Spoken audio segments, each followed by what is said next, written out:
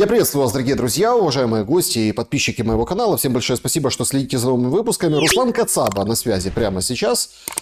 Вы очень просили об этом интервью, и, собственно, вот почему бы и нет, да? Я уже говорил в одном из своих интервью, что мы пробовали записать, но тогда вот не получилось, да, у нас выдать этот материал. Но я думаю, что в самое время, вот сейчас, да, май наступает, поговорить о войне, о мире и вообще о судьбах людей поговорить. Руслан, здравствуйте. Да, здравствуйте, привет всем. Руслан, начнем мы, конечно, разберем ситуацию там геополитическую, вообще продолжение войны, вот эти там сибиги какие-то, давайте 60 дней, 90 дней или 3 дня на 9 мая, все обсудим, но важно ведь понять, почему Руслан Кацаба украинскоязычный человек, человек, который с Ивано-Франковска, да, человек, который вроде бы как и сейчас он не в Москве находится, да, а за океаном. Почему считается, что вы ну вот, предали Родину? Вот как так получилось? И вот это клеймо на вас подцепили на одного из первых.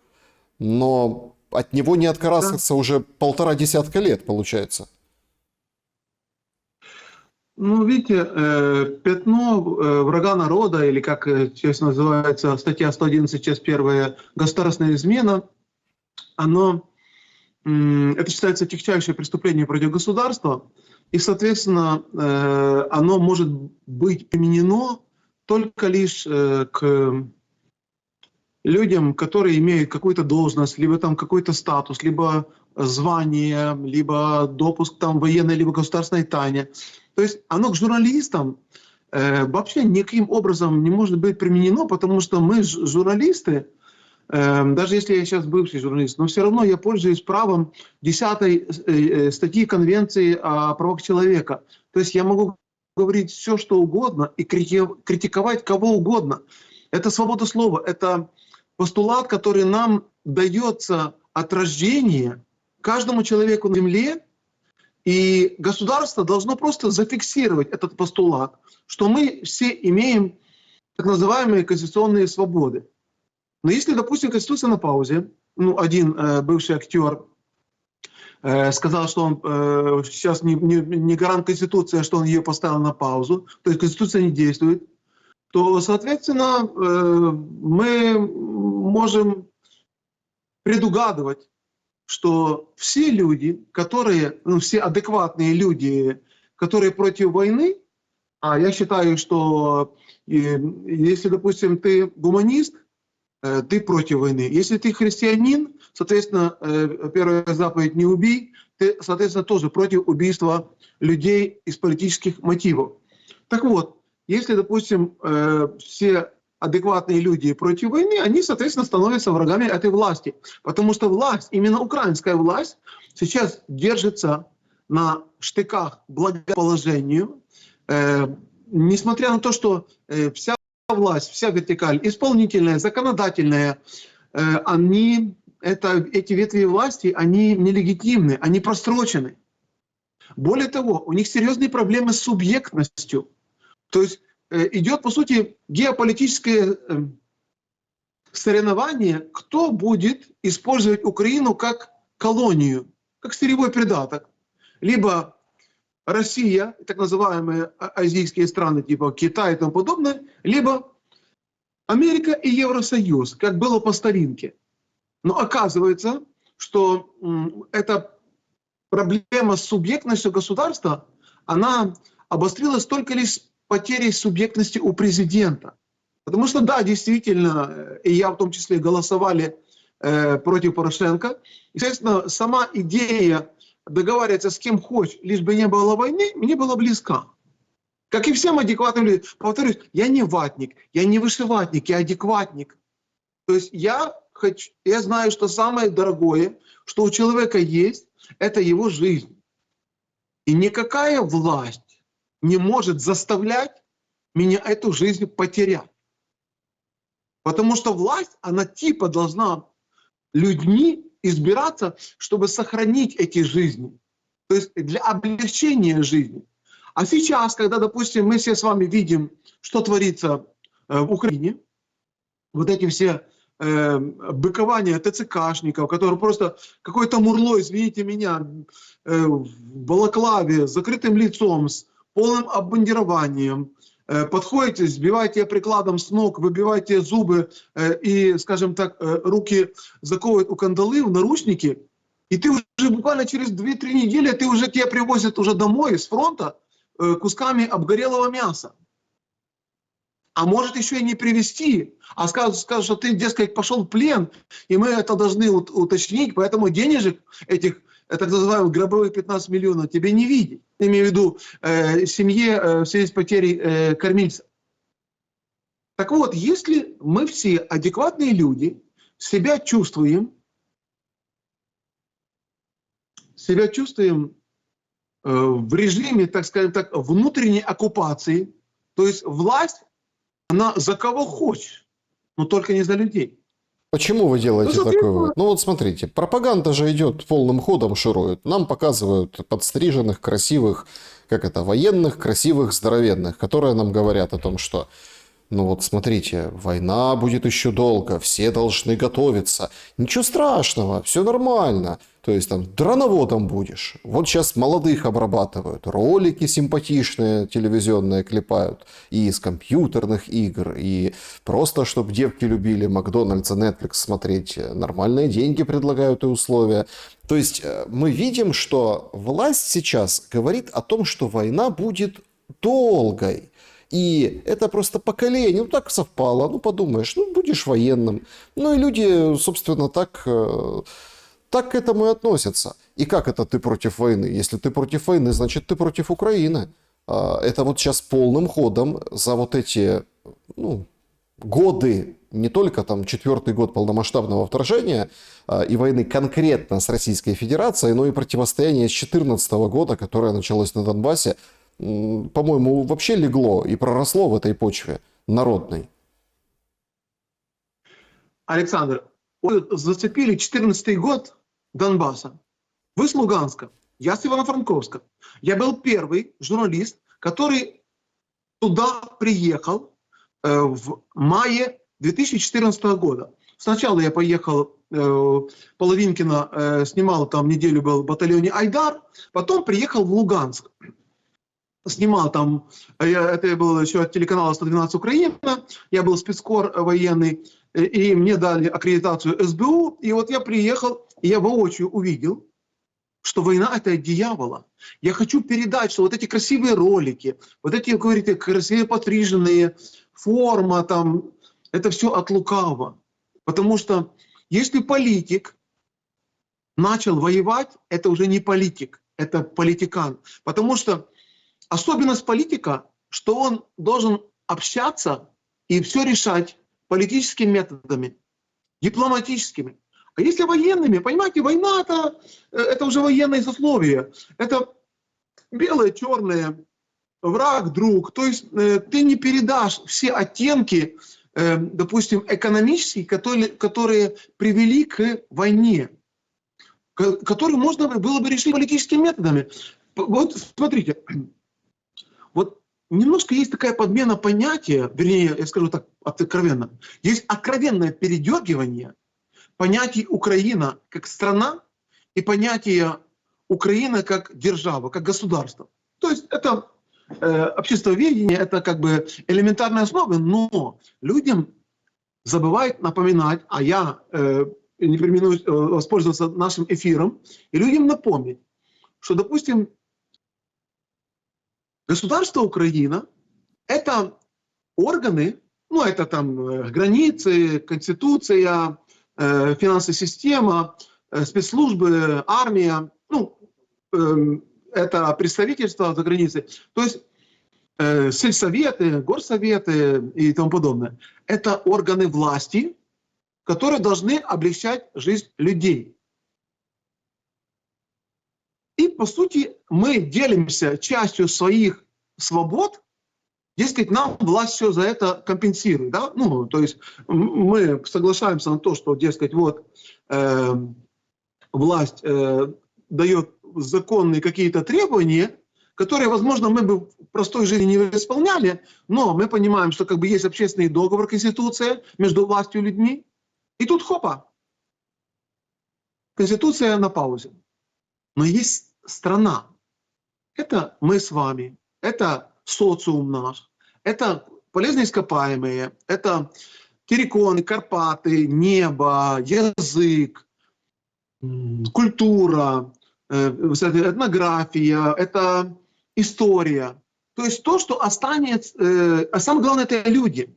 То, что остается, даже если меняется государственная институция какая-то. То есть, кажется, как бы это все просто, но людей накрутили, дескать, ты должен погибнуть за Украину.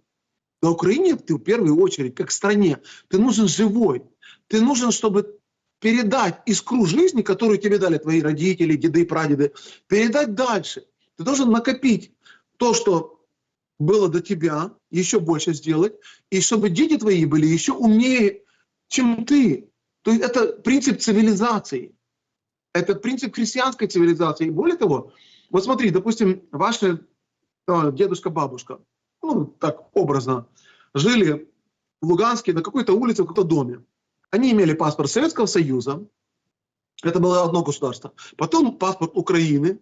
Если бы, допустим, они не уехали в 2014 году, или, ну я так образно говорю, в том же самом доме, ими пришлось взять паспорта ЛНР, Луганской Народной Республики, сейчас, соответственно, паспорта Российской Федерации. И это все происходит, но при этом они не меняют дислокацию ни улицы, ни город, ни дом, ни соседей. Вот к чему. У нас на Западной Украине еще сложнее. То есть у нас была Австро-Венгрия, то есть если ты из Закарпатья, ты мог еще до войны успеть иметь паспорт и Польши, и после австро-венгерского паспорта и Польши, и Венгрии, и Чехословакии, потом еще Советский Союз в 1940 году, потом немецкий Аусвайс, когда фашисты пришли, нацисты, потом Советский Союз и так далее. Но при этом люди жили в этом самом месте. Поэтому подмена понятий – это передергивание такое нарочитое. Это и есть основной, как бы, основной удар пропаганды на простых людей. Подмена понятий. Понимаете, нельзя никого заставлять идти убивать другого человека. Это я вам как христианский пацифист. Более того, у нас пацифистов почему, допустим, вы знаете, после тюрьмы я создал, основал и возглавил Украинское движение пацифистов. Сейчас Киевский окружной административный суд и третьей стороной выступило Главное управление СБУ, Владимирская, 33, в Киеве, выступили инициаторами, и есть позов в административном суде вышел. Позов о приостановке деятельности и ликвидации Украинского движения пацифистов. То есть есть реестр. Почему? В духе времени все. Я вам ссылку. Смотри. Зачем пацифисты, да, если тут собираются все воевать годами, десятилетиями? Вот, Александр, то есть я к чему веду, что если власть оценила, что именно благодаря таким, как я, как вы, как те, которые призывают все-таки к миру и к выполнению обещаний того же Зеленского, ему поверят, извините меня, такое количество людей, 73%, небывалое количество в истории, это монобольшинство, это власти и тому подобное. Поэтому, если мы с вами смотрим, что власть нас всех уничтожает, какими-то глупыми санкциями, санкции против украинских граждан, да, есть уголовный либо административный кодекс, да, но санкции это, это, как говорится, криворожский юрист, да, это юридический факультет какого-то Криворожского университета и Трусковец, там что-то они какие-то курсы на выходные там в сауне прошли. Так вот, я к чему веду? Если мы с вами понимаем, что Ленин накручивает, а мы мешаем власти воровать. Смотрите, вчера Уитков сказала, что власть страна Украина самая коррумпированная страна. Волт, не Уитков. Волтс. Ой, да, извините, да. Самая коррумпированная, это же такая пощечина. То есть во время войны воровать, это есть другая статья, это называется мародерство. Это вообще тяжелейшее преступление. Мародеров даже в плен не берут. И я очень боюсь, я думаю тоже, и я, кстати, не премину воспользоваться вашим эфиром, я очень прошу людей, не надо сейчас, вот есть накал такой страстей, не надо убивать ТЦКшников, не надо их калечить, не надо выступать против власти недемократическим методом. Даже если она наплевала, эта власть, на Конституцию, нужно все-таки пробовать демократически, потому что охлократия, то есть власть охлоса, толпы, это еще хуже. Это мы проходили 100 лет тому назад, ну, с хвостиком, когда, допустим, так, что при развале 3 империй, русской, российской, османской и австро-венгерской, так получилось, что на территории современной Украины оказалось более миллиона дезертиров и демобилизированных разных армий, которые, это военное сословие после войны, ну, я как бывший военный корреспондент, в основном отслеживаю судьбы своих героев, которых я когда-то брал сюжеты, делал там какие-то материалы, 99% не возвращаются в мирную жизнь. А если и возвращаются, то нехотя. Нехотя. Так получается, что когда человек имеет вот этот сатанистский вот адреналин, что ты можешь забрать жизнь у другого человека, это высшее состояние власти над другими людьми. Ты можешь забрать жизнь. Власть это, мы с вами понимаем, власть это наркотик. Даже если я бывший какой-то там, извини меня, который там по московским саунам там, членом на рояле играл, там, либо там обливал грязью за деньги всех и вся, которые ему там скажут, ну, как, он как актер, допустим, на сцене, мы с вами понимаем, мы с вами бывшие телевизионщики, что актер, он, это видимая часть айсберга, да? А все-таки есть люди, которые невидимые, которые главнее. Это автор сценария, это главный продюсер, главный режиссер. Так они-то за кадром были. Даже когда он играл роль учителя Голобородько, Зеленский, имею в виду, бывший Зеленский. Либо потом, когда он взял на себя бремя вот этой роль верховного главнокомандующего, верховного там президента, либо там гаранта Конституции. Это все роли, это все игра. Мы мешаем с вами зарабатывать на войне, на крови, на горе, на слезах. Это ужас, что они вытворяют сейчас. Они, по сути, подкосили стержень, сам популяционный стержень нации. Я имею в виду политическая нация, потому что даже вот я украиноязычный, мне, видите, я косноязычный, мне нужно в голове еще переводить, потому что это мой протест.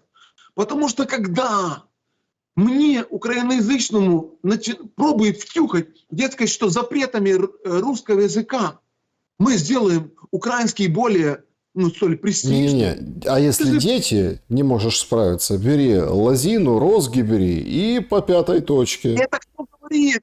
Бодя Бенюк. Да. Это актер, который талантливо играл роль все время всех предателей. Ну, у него роли, понимаете, это Бенюк, я его лично знаю. Его старшего брата, они с Надворнянского района, понимаете, он в «Свободе», он там приезжал, когда вот пиарился, он как бы сопровождал эти избирательные туры Тягнебока, что он там что-то, частушки, прибаутки, всякие вот эти анекдоты рассказывал украинские. Так вот, смотрите, уровень ненависти. Что можно так накрутить, что он возьмет, ну, для примера, это как бы еще судебное разбирательство, может убить просто носителя вот этой нацистской идеи, даже Фарион, убили. Просто из-за того, что она... Я против того, чтобы людей убивали, либо там карали за то, что они говорят, либо думают. Я за инакомыслие, потому что это все-таки двигатель прогресса, и это как бы предохранитель от диктатуры, от этого авторитаризма и тому подобное. Но когда, допустим, эти же ребята, вот тоже Бенюк, вот увидите, сейчас все равно перемирие будет, потому что, знаете, баста, карапузики, кончились танцы. Если у нас нет сейчас денег, а деньги — это кровь войны, соответственно, война заканчивается. Трамп, он, пацан сказал, пацан сделал. Он делает все для того, чтобы остановить войну. Но при этом не забыть о бизнесе, о интересах Америки. Так вот, если, допустим, война заканчивается, и вот мы это будем видеть в прямом эфире.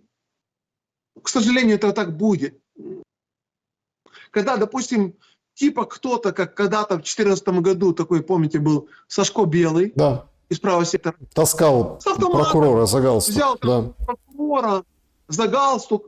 То есть он показал, что закона нет. Так подождите, Для меня это в то был сигнал. время все показали, что закона нет. Есть прям целый список по суткам, по датам, да, какая облгосадминистрация была захвачена, какие там части полиции, ну тогда милиции, там, вот в 2014 году. Вот это вот все пошло. Оружие вынесли, там, Львовская тоже история. То есть все прям вот, и это все хронология, на которую закрыли глаза и которую отмели тогда. Александр, вы помните на телеканале News One, за что оштрафовали впервые канал? Дескать, Кацаба в прямом эфире сказал о том, что вот олигархи профинансировали эти события на Майдане, что там, дескать, что я сказал, что это гражданская война. Так вот, мы в прямом эфире сейчас будем видеть ужасные кадры, когда кто-то типа Сашка Белого, а это будет уже не единичный случай, это будет десятки, сотни. Потому что люди, еще раз скажу, они придут с четкой установкой белое-черное. Это у них нет, знаете, времени на дискуссии. У них есть только желание убить того, кто, по их мнению, что-то делает не так. Либо типа коррупционер, либо, допустим, не дают ему его 15 соток земли, которые он там, ему пообещали до войны, там, либо какие-то его друга не дают выплаты. Это все будет в прямом эфире, это будет много крови.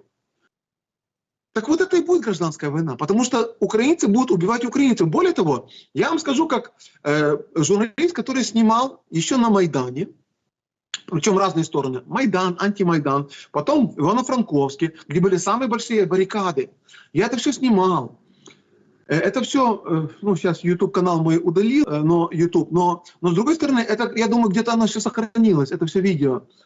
О том, что, допустим, Ивано-Франковская, вернее, первая была Тернопольская, потом Ивано-Франковская, Львовская и Черновицкая, сказали, мы отказываемся исполнять все указы Киева. Это был, декабрь 2013 года. Вот это и начало конца. Сейчас мы уже узнали, что вот USAID, что это все финансировалось даже не украинскими бизнесменами.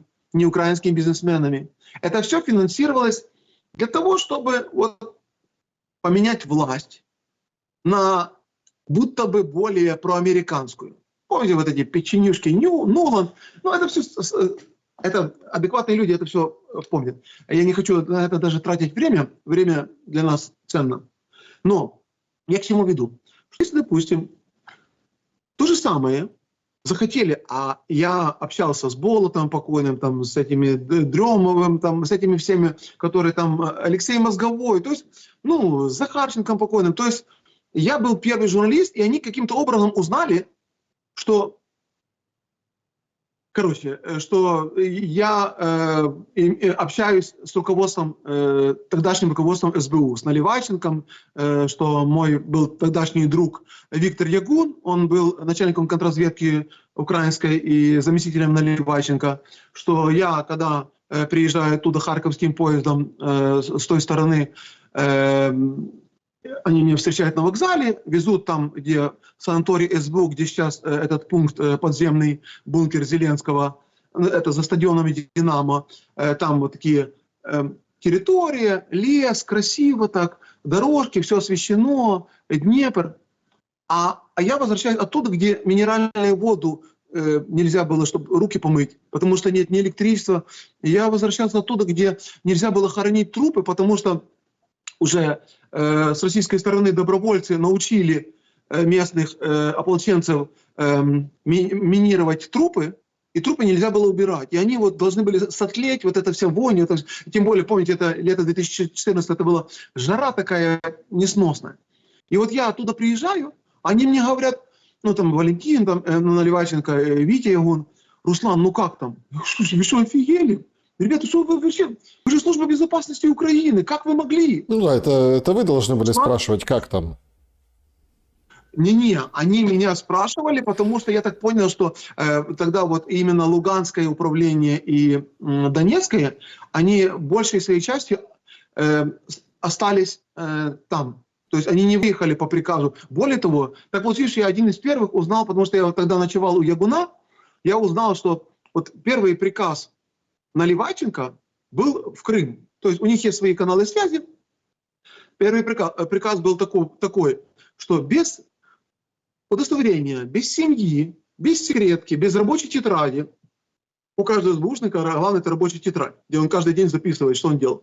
Без рабочей тетради, просто спортивный костюм, грубо говоря, через Чонгар, Красный Чабан переходить. Вот как вы думаете, ну это сейчас уже открытые факты, просто я их тогда не мог говорить. Но вот ваш уровень патриотизма, это Севастопольская управа и краевая, то есть Крымская управа, это 3634 человека. Это, ну, там просто еще 2 санатория СБУ было на территории Крыма. Они тоже аттестованы все, там, как военнообязанные СБУ. Вот как вы думаете, из этой 3634 человека, сколько выполнило приказ, прямой приказ своего руководителя? Вот, интересно так, навскидку. Ну, не знаю, человек 100. Да ну, у вас очень высокий уровень патриотизма. 15 человек. 15. Из них 5 из Западной Украины, 10 это была проверка контрразведки из Киева. Они первые выехали, они поняли, что Крым сдают. Именно сдают. Сейчас уже мы видим, как Трамп сказал, что вот это был еще вот этот черненький Обама и тому подобное. Это все был договорняк. И когда, допустим, мне из Оленевки, я просто на Тарханкуте подводный охотник, и мы ездили все время там на майские праздники на Колкана, он тогда еще холодно, ну, короче. И мы останавливались у него дома, у него там мини-отельчик, там Оленек. А он мне говорит: Руслан, а что вообще происходит? Что это за люди? Тут они ко мне приходят как СБУшники, на следующий день они же приходят, но они говорят, что они уже представители ФСБ. Ну, как... И вот когда я это говорил там, в Кончезаспе, ребята, вы что, каждый блокпост, начиная от линии соприкосновения, вот это даже в серой зоне, они там, ваши бывшие, они все структурировали, и там, по сути, это боевая единица. То есть человека, если он хочет выжить, и он понимает, что оружие это не только он может убить, но его могут убить, в первую очередь, у него он быстро обучаем. Он очень быстро обучаем. Я это как бывший военный корреспондент, я могу, это все знают. Вот. Поэтому я еще раз говорю, власть против нас, скажем так, миролюбцы. Потому что слово пацифист тоже, оно, знаете, может превратно, потому что на Западе пацифисты, они поддерживают то, что не дает жизни. Ну, мы понимаем, о чем это. Поэтому, ну, скажем так, миролюбец. Я христианский пацифист. То есть заповедь «не убий». Вот сейчас, в прошлой неделе был воскресенье, скажем, самый большой праздник для каждого христианина. Вот. Иисус воскрес, отдал свою жизнь, чтобы нам была жизнь вечна. Поэтому для меня это постулат незыблемый. И когда я видел, сколько людей у меня на глазах убили, это же ужас, насколько жизни это все бы хватило. И я приехал домой к себе, ну, сначала в Кончезаспе им сказал, ребята, вы поехали мозгами. Вы не служба безопасности, вообще, вы чьи планы вы исполняете? Вы кому подыгрываете? И когда я приехал домой, а мне начинают говорить: ты шо? Это обдолбанные шахтеры, это сепаратисты. Я говорю: слушай, они тоже мои. Говорят, что и мы. То есть, чтобы мы призначали своего прокурора, своего начальника налоговой. То есть это, по сути, была такая мода, когда-то еще в начале 90-х, я бывший антисоветчик, еще там у украинской хельсинской спилки, УГС я был активистом, самым младшим членом. И вот я скажу, что была такая мода вот в начале 90-х, свободная экономическая зона, потому что приграничные области, там Львовская, вот, и там можно было вот эти все мутки с таможенными сборами, да, делать. Они то же самое хотели. Они поняли, что на уровне Киева они проиграли, и давайте хотя бы вот типа вот. экономически, мы будем свои налоги оставлять себя и как-то... А Нет, там ну, дальше, я может, просто мы... тоже как очевидец всех событий. Много Да-да-да, было людей интересно. в Луганске, масса людей ходили голосовать на вот этот референдум о создании ЛНР. Но вот с кем не поговоришь из тех, кто ходил, да, тогда было общее настроение такое, отделяться от Украины никто не хотел. То есть ЛНР в составе Украины. Но как бы отдельное, чтобы мы там могли там, ну то, о чем вы говорите, собственно. То есть народ пошел. Действительно, вот эти люди, которых быстренько собрали под, понятно, незаконной властью на тот момент, народный губернатор там и так далее, их собрали, они говорят, мы не видели такого количества людей, да, там вообще на всех выборах, да, то есть действительно люди пошли, потому что они вот пошли за этим. Они не пошли там сепаратисты даже, я помню, в журналистской, ну вот тех лет, в общем, долго примирялись к этому слову, да, потому что оно некорректное было на тот момент, вот тогда. Сепаратисты, как вот вообще, ну, это же не сепаратисты, они никого не хотят, они наоборот хотят быть в Украине, но, собственно, не так они хотят по-другому.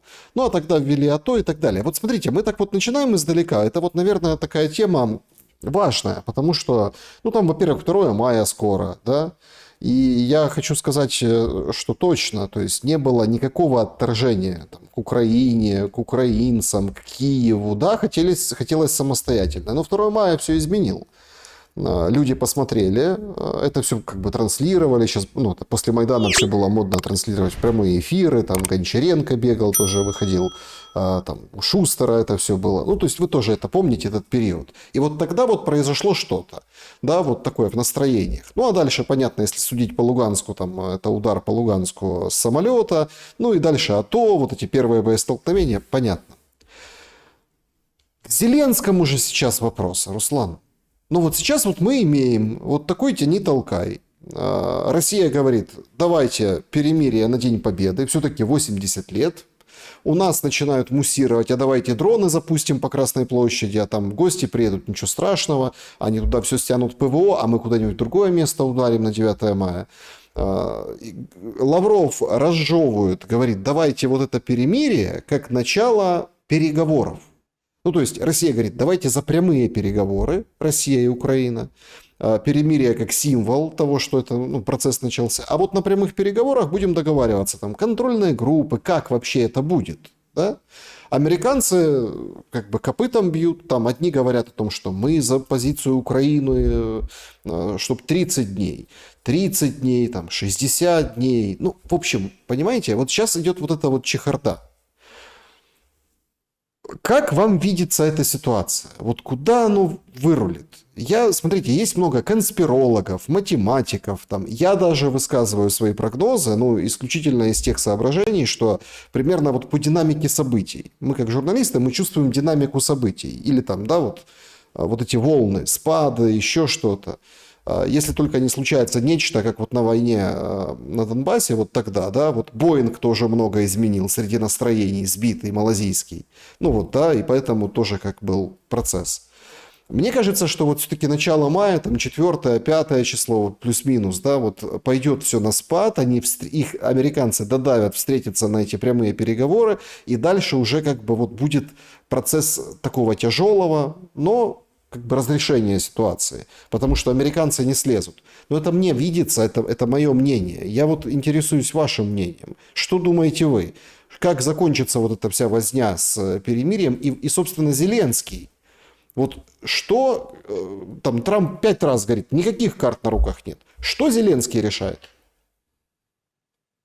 Ну, начнем с того, что власть украинская, потому что я не считаю Зеленского субъектным. Если уж следить четко за полномочиями, то все-таки Андрей Борисович Ермак, он более настоящий президент, чем Зеленский. Но власть держится, допустим, на 3 китах. Это ненависть, это пропаганда, это коррупция, это воровство и, соответственно, репрессии. Вот. Они благодаря вот этим 3 китам держатся при власти. Они более всего не хотят менять эту власть. Мы, люди, которые понимаем, что власть, она будет воевать, типа, как называется, до последнего украинца, Кстати, уровень патриотизма, чем дальше от Украины он выше. Здесь, в Америке, на Бруклин, а Брайтон-Бич, это вообще... Я спрашиваю там какого-то, допустим, интеллектуального стрельного, видно сразу по лицу, что он ни одной книги не прочитал. Ты зачем себе вот этот желтый скот навязал на рукава? А мені побратими дозволили. Я територіальна охорона Брайтон-Бич. Ну, понимаете, уровень... Это вы серьезно? Клянусь, это было... Это еще первый год, как я приехал сюда, зимой это было. Он меня узнал. Вы не смеетесь. Да не, вот в том-то и проблема, что люди, они насколько здесь радикализированы, особенно те люди, которые выехали сюда как под экономическим предлогом. То есть для того, чтобы еще там в 90-х годах, в начале 2000-х, чтобы спасать семьи, что не было работы там. И вот эти люди, с ними что такое случилось, они более всего радикализированы, что ли. Они вот... я даже здесь стыдно, потому что я сам, это в основном представители Западной Украины, а я тех, которых знаю лично, представляете, человек, допустим, 15 лет играл каждый год в лотерею на получение грин-карты. Тут появилась возможность, это называется United for Ukraine, программа Байдена U4U, что можно выехать в Америку, тебе дают право на работу, тебя легализируют. А здесь до этого нужно было бы нелегально приехать, вернее, типа как турист приехать, нелегально остаться, потом суды, пересуды и тому подобное. То есть и большинство, 90% украинской диаспоры здесь, это Западная Украина, где в начале войны вообще никаких там смертей не было, никаких бомбежек не было. Сейчас не более, потому что мы встречаемся, допустим, в церкви, вот на прошлой неделе. А, кстати, да, это свежий пример. Вот кошечки, Святи, это... Манхэттен-Бич, есть такой район возле Брайтона. И они вот подходят, вот, Руслан, мы вас узнали, пане Руслане, вы с Ивано-Франковска, мы тоже с Ивано-Франковска. И вот типа, и разговор, знаешь, начался, вы призываете к миру, будь что, к миру, почему, если мы за полшага до победы? То есть человек, который в вышиванке, чистенький, солнышко, такой очень хороший день был на Пасху, воскресенье. У него ребенок здесь, а он такой породистый, по 2 метра, такой красавец. Жена красавица, сын где-то лет 14-15. И он, понимаешь ли, он дает там в церкви $5 типа на ЗСУ, и он уже имеет будто бы моральное право призвать к убийству других людей. К утилизации тех же украинцев в горниле войны. И поэтому я, соответственно, вот весь остаток, потому что мне тоже сделали врагом народа, там всякие вот эти судебные разбирательства до сих пор идет. Я, кстати, хожу, спокойно хожу в 49-й стрит, это представительство Генерального консульства Украины в Нью-Йорке. Передо мной ставит ноутбук, онлайн-суд. С моего адвоката Светланы Новицкой в Львовском СИЗО снимают наручники, и она меня защищает. Абсурд ситуации. То есть я в безопасности, сравнительно, потому что я понимаю, что украинская власть, она сейчас печально еще знаменита и терроризмом. То есть они делают террористические акты по всему миру. Поэтому мне кажется, что я прихожу, я законопослушный, и я вот вижу этих людей, даже вот земляков в очереди. Меня узнают многие, к сожалению, хотя у меня эта узнаваемость, я здесь все потерял. Семью, статус, работу, здоровье, имя свое потерял, потому что меня тоже... Но, с другой стороны, если есть еще часть людей, которые помнят, что я говорил в 2014 году, что лучше все-таки плохой мир, нежели хорошая война. Я и такие, как я не то, что... просто меня как бы видели, потому что я создал и возглавил украинское движение пацифистов. Кстати, в прошлом году, и я тоже руководитель, мы были номинированы на получение Нобелевской премии мира. Об этом тоже... Я что, буду по церкви рассказывать, что меня оправдал суд второй инстанции апелляционной еще тогда в 2016 году? Да. Либо я буду говорить... Понимаете, это... есть люди, которые они до сих пор слушают вот эти ура-патриотические марафоны. вот эту тупую пропаганду. Хотя здесь, в Америке, ничего не блокируется. Я думаю, как можно? Ведь их дети совсем другие. Я же смотрю, эти детишки, у них нет вот этой ксенофобии, которая у нас есть еще исторически сложилась. Они играются со своими сверстниками. Они понимают, что есть как бы люди, а есть не люди. То есть они меньше обращают внимание там, на цвет кожи, там, разрез глаз, там, национальность и тому подобное. То есть эти дети, кстати, они через 5 лет уже будут совсем другие дети, чем в Украине. Потому что я же тоже общаюсь каждую неделю, мы созваниваемся, у меня 2 дочери, обе студентки. Я же вижу уровень пропаганды, который на них льется. А альтернативы нет, они не имеют доступа, потому что не каждый будет осмелиться поставить себе VPN, ну, либо через прокси-сервера там, заходить на какие-то альтернативные источники информации, на альтернативные медиа. Поэтому мы с вами вот должны как-то людям напомнить, что, знаете, как кров людська не водиться, продавати не годиться. Что все-таки Трамп дожмет, ну, видите, он дожмет. Зеленский никто. Зовут его никак. Вы видели эту фотографию Зеленского с этим подобострастным лицом бывшего, извините, члена ГРАЯ в московской сауне, который заискивает, типа, давайте рассчитывайтесь. Ведь я же вам членом мигранта рояля, давайте денежку. Вот как он подобострастно, такое ощущение, что он бы облобызался всего Трампа. Что он понял, что когда он решил сыграть стендап тогда в овальном кабинете, это была плохая идея. Потому что за это время еще десятки тысяч погибло наших парней. Еще очередные, скажем так, бомбежки по инфраструктуре. Там, мы понимаем, что кому война, кому мать родна. Так к чему идет говорит, к перемирию или нет, Руслан? Да, обязательно будет. Я гарантирую. Просто то, что там говорит, дескать, что вот если вы не договариваетесь, я умываю руки. Это, знаете, позиция Понтия Пилата. Трамп, он большой мастер вот этих бизнес-переговоров. Когда вот сначала понты, распальцовка, а потом торгуется. Он не может дать заднюю. Потому что это его предвыборное обещание. Да, его немножко бесит вот это быкование Зеленского. Более того, позавчера он сказал, что с Путиным я почти договорился. Но проблема мне легче с Путиным, чем с Зеленским. И в интервью Это, по сути, приговор Зеленскому как политику. То есть он как политик несостоятелен. Он не представляет, он не имеет морального права представлять народ Украины. Хотя, еще раз, я это напомню, народ это более относится к стране Украина. А вот граждане и избиратели это более как к государству относятся. Это немножко 2 разные ипостаси, потому что, еще раз говорю, паспорта могут быть разные, но в итоге человека адекватного, особенно который хотя бы 5 секунд побыл под бомбежкой, когда его спросить, тебе как бы не все равно, в каких деньгах, в какой валюте получать заработную плату, либо какой флаг на сельсовете. Он говорит, да лишь бы этот сельсовет был, и лишь бы была работа, лишь бы было мирное небо. То есть мы должны взывать к остаткам логики у тех людей, которые еще полностью не зомбированы. Потому что те, которые зомбированы, все, это очень большой будет процесс, длительный. Вы помните ситуацию, я-то помню, допустим, когда я не понимал, почему, допустим, ненависть на Западной Украине к полякам. Да потому что старшее поколение националистов, для них основной враг был это Польша.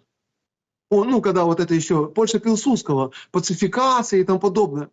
Поэтому они ненавидели, а я думаю, слушай, а мы с Польшей как бы дружим, мы в Польшу едем там какие-то вещи покупать, там продавать какие-то с Советского Союза. То же самое вот Германия. Сейчас как бы в засос вообще, наши ЗСУшники, какие-то вот эти их недальновидные интеллектуальные стерильные командиры, они даже еще берут белой краской, подрисовывают немецкие кресты на танках «Леопард», которые давали, просроченные, их там все разбомбили, эти танки. Но суть в чем?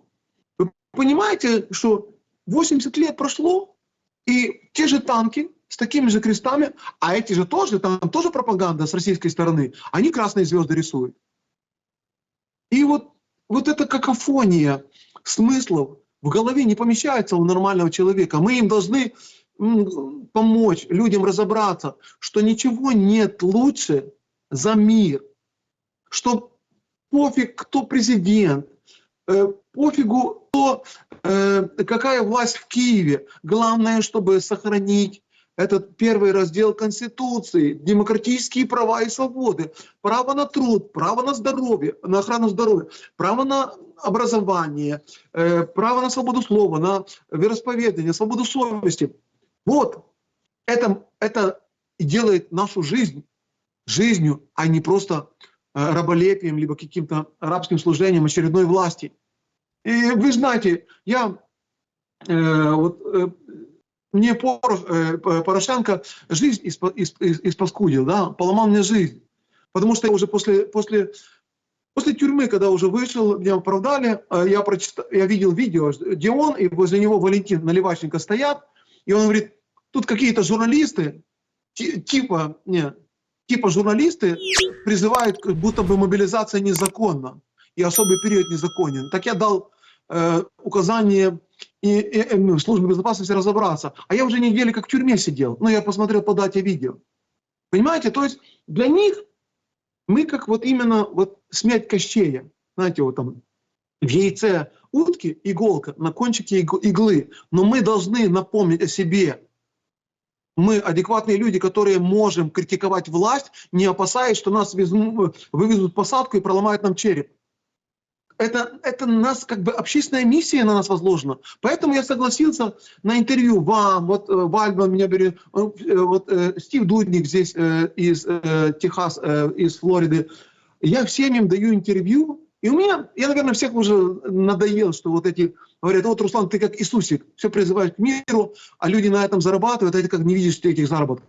Я говорю, я вижу, Нет, что зарабатывают. Смотрите, тут же дело... Опять-таки, понятно, что вам есть что по этому поводу сказать. Но тут же возникает другой момент, очень важный. Есть ощущение, что все-таки момент истины сейчас, а не через полгода, не через год? Потому что разные же сейчас трактовки, передергивания. Вот того, что вот ультиматум Путину, а Путин пойдет, а Зеленский не пойдет, а сейчас вроде как Америка на стороне Украины, а теперь на стороне России, а тут Трамп говорит одно, потом другое. Вы правы в главном, на самом деле. К вам можно по-разному относиться, и, наверное, там по-разному будут относиться в комментариях люди. Главное, что каждый день, не неделя, которая вот сейчас решающая неделя, прошлая тоже была решающая неделя, позапрошлая так вообще там и переговоры были и так далее. Вот каждая неделя, каждый день, каждый месяц, каждый час – это уничтожение людей. Причем это трагедии горе мирных. Конечно, вот это же, понимаете, этот гнев, вот этот, кто в этом? Россия виновата. Хорошо, Россия виновата. Бомбит, вторгается, вот это все понятно. Но украинцы гибнут. И когда говорят, что вот мы там уничтожаем противника, врага, а ты вы мешаете, да, то есть это вот считается как бы... Поймите, то есть украинцы гибнут, тяжелые атаки по городам в тылах, шахеды эти летят куда ни попадя, с ПВО проблемы, объективные проблемы с ПВО. И об этом говорят, и власть говорит. Да Зеленский сам говорит, у нас проблемы с ПВО, дайте ПВО. То есть мы видим вот это. Это каждый день уничтожение людей, инфраструктуры, вообще всего, жизненного пространства. И вы правы в этом. Но возникает же вопрос, вот мы на пороге этого момента истины, или нам опять навешают лапши на уши, будут гоняться с хайпом на 80-летие Победы, причем с нашей стороны, с российской, понятно, там праздник, празднество, вот Лукашенко в Волгограде, там встреча была, да, то есть сейчас выходит Зеленский и говорит, вот что-то готовится с Беларуси, вот с Беларуси будет атака, а мы там дроны пульнем куда-то, то есть и это все месяц, 2, 3, 5, а так, гляди, раз и год прошел, то есть нам вот этого ждать. Александр, мы не должны воспринимать Зеленского как субъектного политика. Смотрим за человеком, который формирует у которого есть подчинение человек, который формирует для Зеленского ежевечерний телесуфлер, бегущую строку. Я имею в виду Андрей Борисович Ермак, настоящий президент Украины, и он единственный легитимный госслужащий там, на Банковой. Потому что Верховная Рада вся просрочена, Зеленский весь просрочен, а мы смотрим на Ермака. Ермак что? Сейчас напишут, что Кацаба Ермасенок. Да. Не пофиг. Я просто понимаю, что это все убыстряется очень. Это все убыстряется. Ермак, он простой барыга. Он продавал контрафактную какую-то вот эти продукцию, там, имел там сначала ларьки в Москве, которые там пивом презервативно торговали, потом по Хрещатику имел, потом он в Санахант у дочки Литвина был вот этим, который отвечал за терки с мусорами, как говорится, которые наезжали, все время хотели раздаивать вот этот магазин престижной одежды, Санахант. Они как бы хотели все время там, давай нам на фонды погибших полицейских, давай там на СБУ, там денежку. Ну, короче, типа, мы же понимаем, что нет ничего более продажного, чем украинский так называемый правоохранитель, власть-охранитель, если точно. Так вот, смотрим не на Зеленского. Это 95-й квартал. Да, кровавый, но 95-й квартал. Ермак, как никто другой, понимает, что если в Украине забрать разведданные спутниковые, а в каждом штабе, где есть украинский полковник, должен быть какой-то паренек в шортах, в наушниках, айпэдах, с айпэдом, который типа советник. Но через него приходят данные, понимаете, для управления вот этими химмерсами, хаймерсами и тому подобное. Так вот, если убрать разведданные, потом ЛБС, линия боевого соприкосновения, все на старлинках.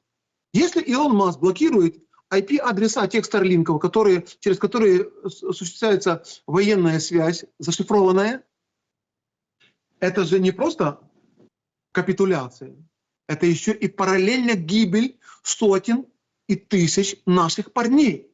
Это же не просто вот кусок мяса лежит обгорелый под кустом, где-то там в Курской области, либо там на Белгородщине, либо где-то там в плавнях, в Крынках, в Херсонской области. Нет, это чей-то сын, чей-то брат, чей-то отец, чей-то дедушка, в связи с тем, что средний возраст украинского военнослужащего на линии боевого соприкосновения 53 года, то есть мы можем понять кондицию физическую и моральную.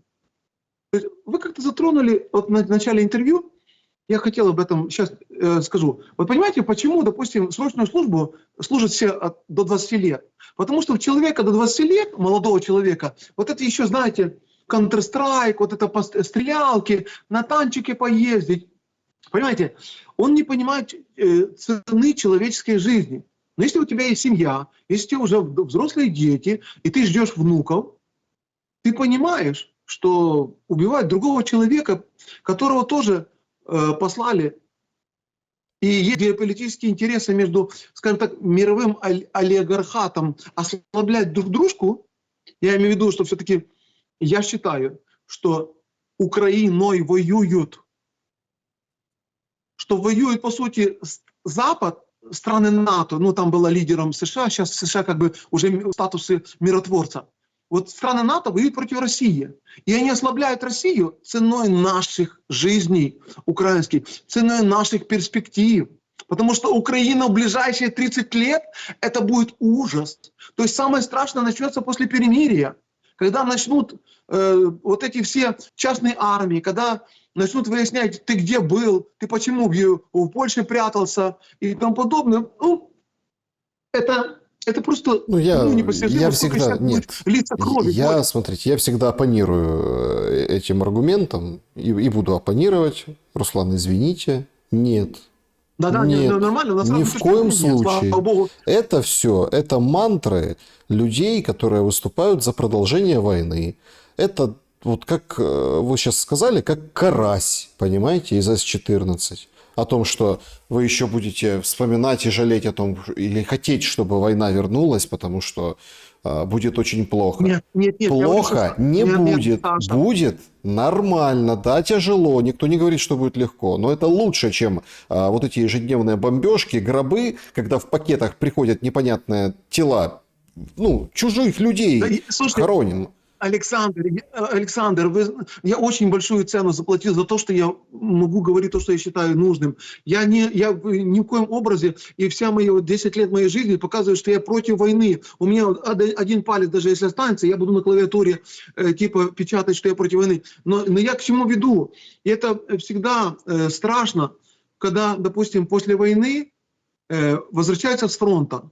Все разбито, нет инфраструктуры, нет экономики, нет работы, 15 миллионов беженцев, почти 15 миллионов, сотни тысяч трупов на кладбищах. Короче, этот весь ужас будет длиться, потому что все время после вот таких клоунов, извините меня, потому что Зеленский это бывший клоун, всегда есть диктатура. Ну, так исторически сложилось. И самый страшный, вы же помните, есть такое даже по латыни сейчас не скажу, но типа, что самый страшный сон императора, когда легионы возвращаются в Рим. То есть это не только там попрание частной собственности, изнасилования, там грабежи, потому что приходят люди, которые умеют только убивать, и которых обостренное чувство, как они думают, справедливости. А это, как правило, государственные перевороты. И поэтому император более всего не хотел, чтобы война оканчивалась, чтобы эти легионы либо их утилизировать все на фронте, либо он знает, что он не при власти. Зеленский, как никто другой, он же ночью не спит, как мы с вами, у него же, он понимает, что кровь, даже если после срыва Стамбульских соглашений, после 22 мая 2022 года, вот эти все сотни тысяч погибших, это уже и на его локтях кровь, на его руках. Потому что он сорвал. Я понимаю, что к нему приехал вот этот, от Байдена, вот этот белый, Борис Джонсон. Это типа тоже такой же клоун, как и Зеленский. Но, чувак, ты же не клоун. Тебя избрали люди, чтобы ты все-таки договаривался. Что ж ты за войну топишь? Давайте будем воевать. Как воевать? Тебя что, хотя бы один близкий тебе человек, вот я просматриваю телефонную книжку. Это ужас. С одной стороны, это как память про человека, когда я вижу, что его уже нет. Но с другой стороны, это так тяжело, потому что я понимаю, что это же на этих людях окончилась цивилизация. Не будет уже этих людей. То есть природа и общество зря старалось, чтобы цивилизация развивалась, и эти поколения уже отрезаны. Уже они ему не будут давать плод свой. Более того, здесь вот я смотрю по украинках, даже те, которые имеют мужей там, даже если мужья воюют, я ничего не хочу, это моральные аспекты, но наши женщины будто моментально вспоминают, что они все, скажем так, с огоньком, культурно назовем, и начинают флиртовать направо и налево. А у них маленькие дети, а их папа где-то там в окопе, в грязи, на холоде. Понимаете, вот этот цинизм высшей меры. И при этом все топят, давайте за парад на Красной площади. Я когда здесь слушаю вот эти бздуры, вот эти глупости, в диаспоре говорю, слушай, ты же говоришь, что ты 14 человек со своей семьи перетянул по программе ЮФОЮ сюда, в Америку. Какое вообще ты имеешь право мораль? Я-то хоть бывший военный корреспондент. Я войну видел, просто я был, слава богу, без оружия, я просто был с видеокамерой. Но на моих глазах это все. Поэтому я знаю, что такое война, почему ее нельзя продолжать. И вот стык земли. Даже если сегодня бы удалось бы Трампу загнать, скажем так, Ермака, потому что там Зеленский ничего не решает, загнать его в стойло, это нужно было бы сделать. Потому что каждый день это сотни людей, это чьи-то отцы, дети. Как мы можем так прощать власти, ее стремление утилизировать и даже утилизировать государственность, да потом не было никаких, знаете, нет, Украина пропала как государство, с нас взятки гладки. Это же, вы же видите, что вытворяет Зеленский. Ему чем хуже, тем лучше для него.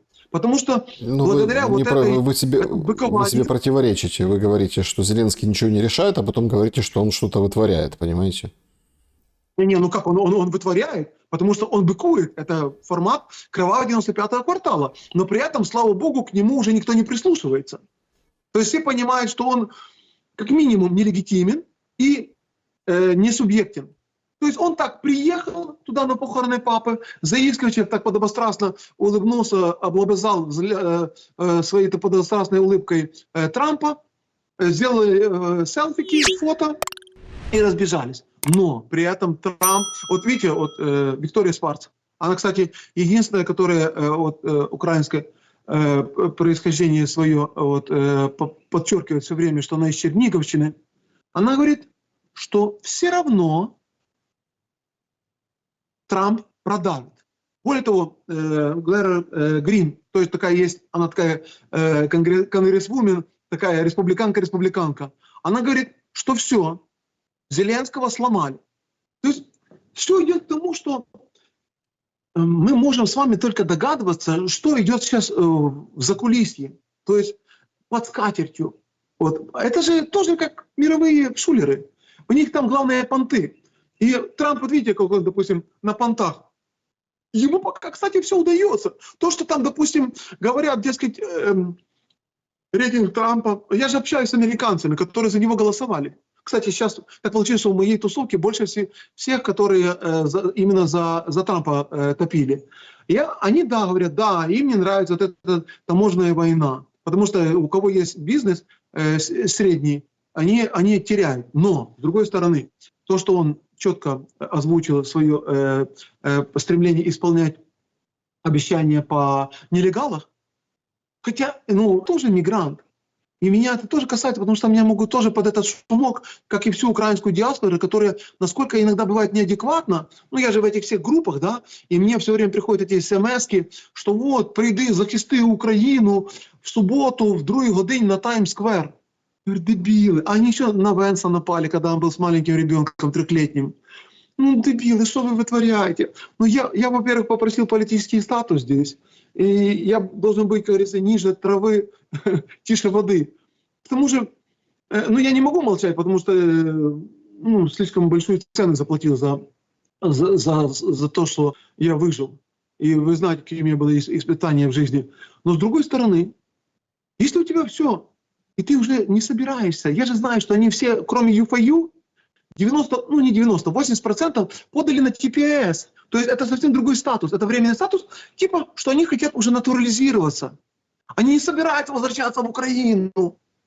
То есть они хотели бы, чтобы их типа выпустили в одном моменте, чтобы они продали все свои имущества по более-менее сносной цене и сюда, дреманули бы сюда, на Дикий Захід. Понимаете? Это фальшь, это цинизм высшей марки. И мне за это диаспора, вот она в основном своя западноукраинская, они меня не любят, они вот под церковь ко мне подходят, пане Руслане, чому ж ви так, ви ж патриот, чому ви тягнете за москалями? Слушай, ты же живешь здесь, ты же не видишь, что если бы ты не знал русского языка, ты не имел бы работы. Я просто смотрю за диаспорой грузинской и узбекской. Младшая диаспора, скажем,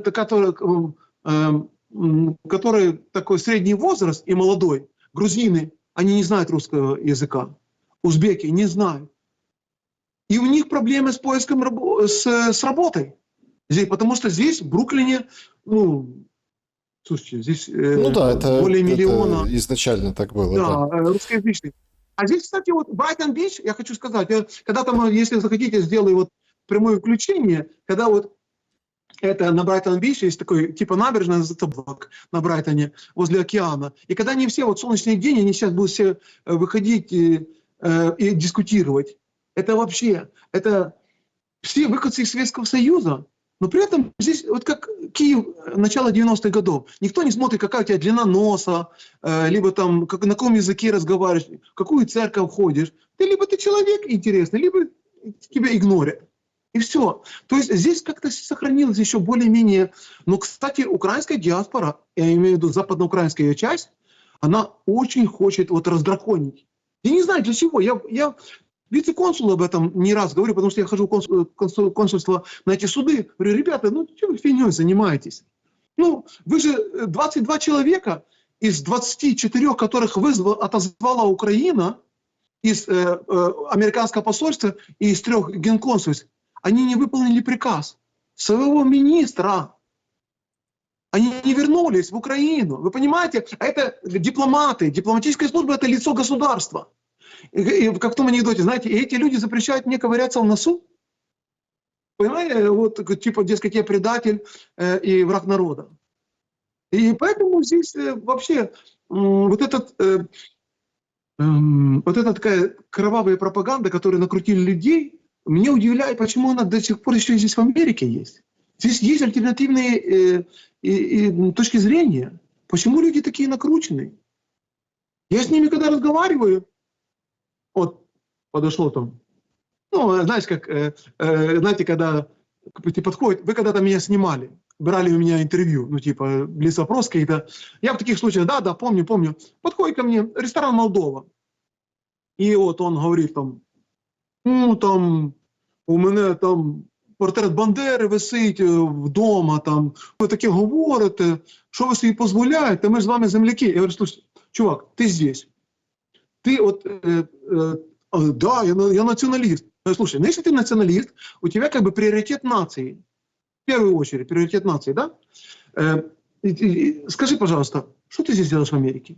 И как могут помочь Украине сотни тысяч гробиков, ну, скажем, могилок националистов по Западной Украине, которые здесь на всех сельских, городских и поселковых кладбищах?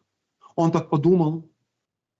Ну, я десь так скоро сам буду думать. Ну да, это стандартная практика. Знаете, когда я буду думать надо было вчера. Думать надо было раньше. Сейчас надо что-то делать, наверняка. Поэтому я хочу успокоить всех наших зрителей. Украина проиграла. Идет вопрос в цене капитуляции.